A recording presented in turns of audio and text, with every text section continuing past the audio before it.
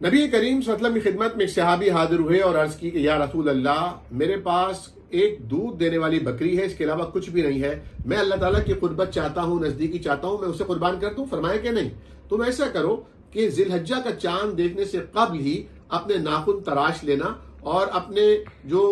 غیر ضروری بال ہیں ان کو بھی صاف کر لینا بغل وغیرہ سے۔ کیوں؟ ان دنوں میں صرف اللہ کا ذکر کرنا ہے، اور یہی ایک صحیح مسلم کی حدیث میں آپ نے فرمایا کہ تم میں سے جو بھی ذی الحجہ کا چاند دیکھ رہا ہو اور قربانی کی نیت کرتا ہو، رکھتا ہو، وہ چاند دیکھنے سے پہلے اپنے ناخن بھی تراش لے، اپنے بال بھی کٹوا لے یا منڈوا لے یا ترشوا لے، اور اپنے غیر ضروری بال بھی صاف کر لے۔ کیوں؟ تاکہ حاجیوں سے مماثلت ہو جائے۔ حاجی جس طرح وہاں اللہ تعالیٰ کی تکبیرات اور اللہ کی بڑائی اور اللہ کی عبادت میں لگے رہتے ہیں، آپ یہاں رہ کر بھی ان سے ہم آہنگ ہو جائیں اور ان اشرائے ذی الحجہ میں اور ایام تشریق میں اللہ رب العالمین کے ہو جائیں، اپنی فکر کو چھوڑ دیں۔ تاہم یہ فرض نہیں ہے، واجب نہیں ہے، یہ ایک سنت ہے،